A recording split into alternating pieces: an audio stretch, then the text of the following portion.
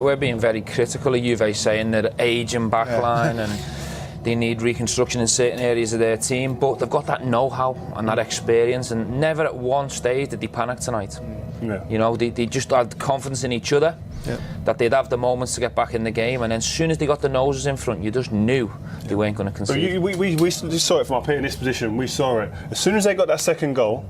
The way that team just went right, bang, all of us together, knitted together, nothing was going to come through yet. That's experience. Is that what Spurs have perhaps got to learn a little bit as young players? That comes with experience, but these have been together for so long, this team, and they just know what to do in important times and important games. OK, just to bring you up to speed, the fact that Manchester City have gone through.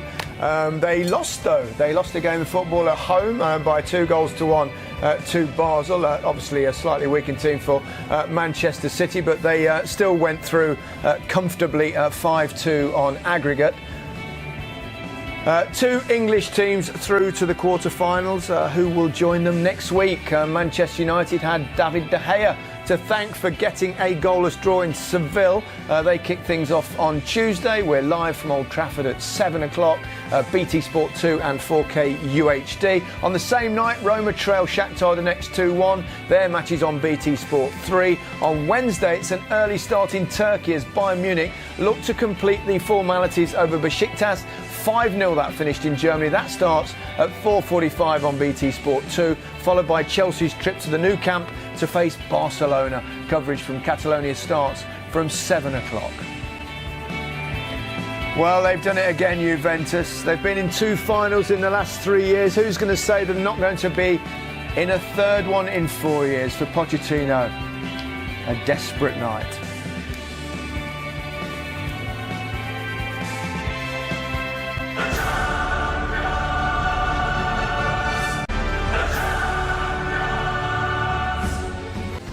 Well, what can you say? Tough night for Spurs fans. Yeah, it was. I mean, the Spurs fans were down below us here, and it was an emotional rollercoaster for them. Like I said, the first half they were up, and there was loads of snake's belly in the second half. I think the goals came at great times for Juventus, and then, like we said before, once they scored them goals, the experience was so telling. Yeah, for Juventus though. A word on Juventus. Fabulous effort from a team that were perhaps, people were saying they're a little bit over the hill now. Well, I think they are, but top teams and at this elite level, even when they don't play well and they're not themselves, they just don't panic, and they find a way. They find a way. Most of the teams in that situation, Tottenham dominating, they'd panic and probably go under. But with the experience they've got out there, they're just so calm and control the way they go about it. And then they have players in the team that are capable of magic moments. And Higuain, movement in the box, as Frank said, and then Dybala, the calmness and composure and the top-class finish. But what happens is they kind of lull you in. So for the whole of that game, up until the first Juventus goal, the Tottenham defenders sometimes maybe getting a bit lax and thinking, they're not at it today, they're not at it. And that moment, that split second of lack of concentration that you kind of let slip a little bit, these top players come alive and they're going to get that moment. And like we said, Dybala goes through and the cool as a cucumber. What have Tottenham got to learn from this, Frank? The reality of this competition and all top football is that I think when you're in a good position in a game, great result in Turin, come here, play very well first half, those are the games you have to win, because those great results in Turin won't happen every year. They may go away next year in these tough games and lose and try and claw something back. When you get yourself in that position, it's really important to try and be ruthless and kill it off now. Unfortunate at times tonight for sure, but a great lesson with the fact that if you don't kill these games when you're on top, these teams will come back at you. Well, they got themselves into the lead of obviously Tottenham in the first half, 1-0 at half-time, looking good. But then that old goal poach, Higuain, beautiful little finish. Yeah, it's a great build-up from Juventus down the right-hand side. They string a couple of passes together and then they find an opening out wide. Dybala plays it out wide to Lichtsteiner. I think Ben Davies could get a bit tighter and just do that little bit more for his team. But it's a difficult ball to defend when the cross comes backwards, because all the defenders are running in towards their own goal. And Juventus managed to get the first contact on it with Khedira, and Higuain, top world-class striker, always on the move in the box. And it's an excellent finish, by the way, because it's not easy. It's a lot of Tottenham bodies back there. There are, but the great thing Higuain does, he stays unattached. He's not close to any of the defenders, so they're not aware of him, and his movement stays towards the goal. So when you're unattached, you can make your movement. He gets fortunate, obviously it falls in his path, but as Stephen says, still a great finish. Here, Sanchez, when you go out like that where he did there, you've got to stop him from turning or foul him. Yeah. And he's a young defender. He played well first half, especially today, Sanchez. But here, you see it much clearer here. All in a great position in the back four. As soon as the striker goes in there, if you're going to go out as a young centre-half, you either stop him from turning, don't let him play that ball, or you foul him. And once Dybala goes through, Trippier, I think they should run with him. Is that a sign, perhaps, of Tottenham, a little bit of naivety there? Yeah. He's got to make a decision. He comes out of his slot, he either has to foul or stay in his slot. And at the top level, Gary, it's all about the small details. Rafa Benitez used to be on to us at this level all the time about the little small details that can change a game. Sanchez gets one wrong there, and it's very, very crucial for his team. It's a great run, Dybala there, but I think Kieran Trippier, as soon as Sanchez goes in tight, your fullback has to cover behind you and cover that space. That stops the run at source. When you allow that run to get started, you start running too late and he's gone. Then Spurs are obviously up against it. I mean, they threw everything at it, didn't they? They had a real go. I mean, they couldn't have got much closer than Harry Kane got. I mean, I know it was offside, but it wasn't given. It was identical almost to the Arsenal goal here. Same goal as well. Sonny was magnificent today. Yeah. Great ball from Ben Davies, and he's so unlucky there, unfortunate. Maybe if he'd been a bit strong with Lamela reacting a bit quicker, but this was great from Harry Kane. Yeah, really unlucky, but I'll tell you what as well, let's just look at the Juventus defending again, look at the reaction. Bang, I'm going to get there and clear it. And then you'll probably see another celebration. They celebrate defending like they celebrate goals in that team, which is something that goes out of the game in recent It's funny, days. I sense if Dele Alli had been instead of Lamela there, he would have had Instinct. that. He just goes, doesn't he? Because he's got that goal-scoring instinct that perhaps someone like Lamela didn't have. You go and take a chance. Lamela didn't, and when you're on your feet, and Juventus defenders weren't. OK, we'll take another break. When we come back, we'll try and hear from Maurizio Pochettino. I'm sure he's pretty distraught, but it'll be interesting to see what he has to say. Juventus have done it from behind.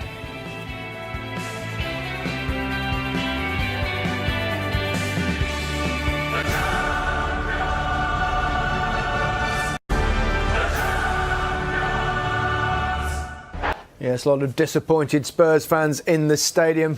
Cracking game, and Juventus have ended up winning. Let's hear from the Tottenham manager.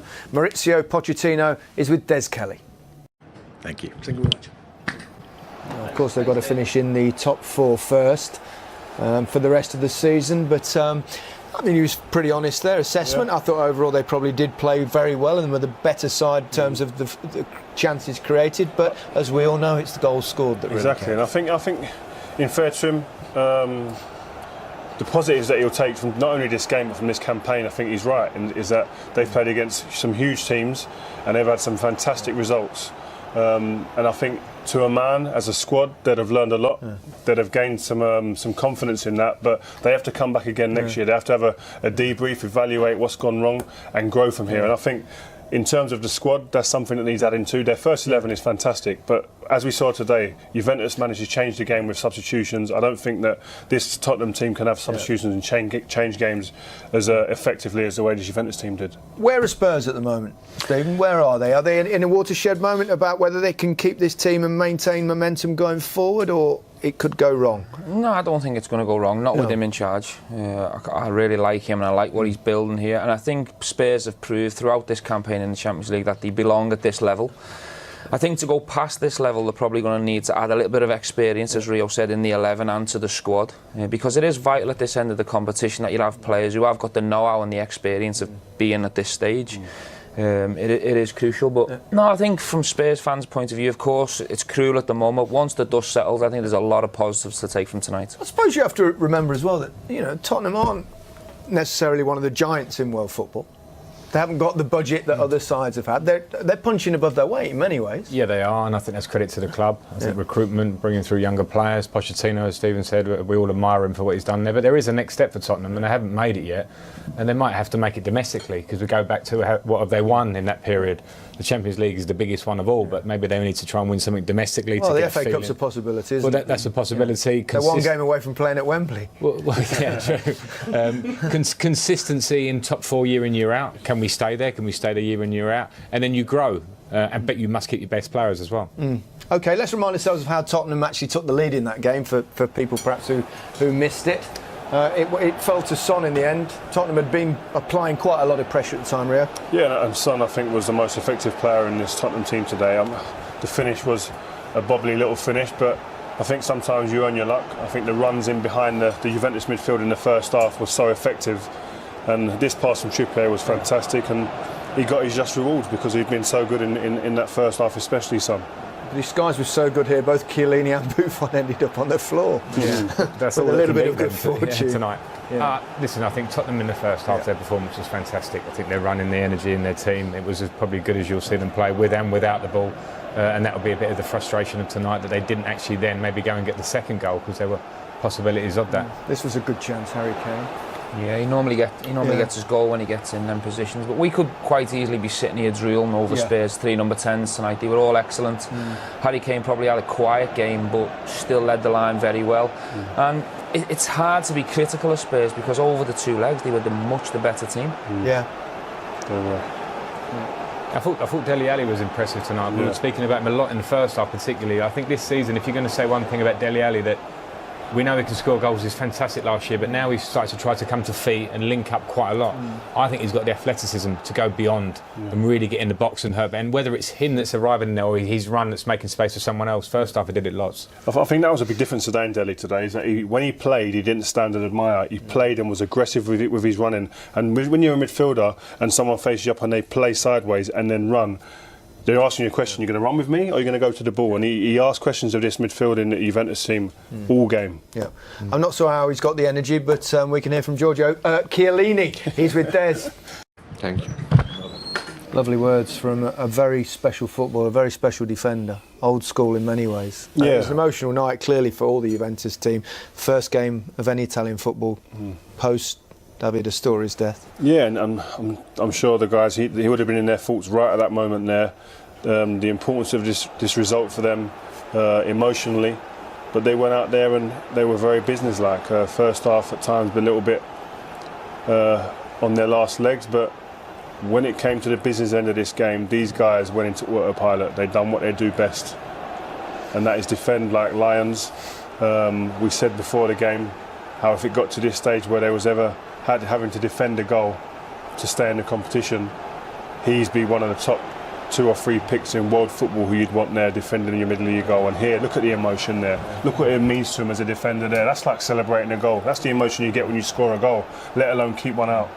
So, as a defender, out and out, rugged, what you want between the posts, when your back's against the wall, he's one of your guys you pick first. That's a fabulous picture there. That shows the passion, how much it means to these footballers. Yeah, defending's an art, and when it gets tough, backs against the wall, there's no one better than that back line. But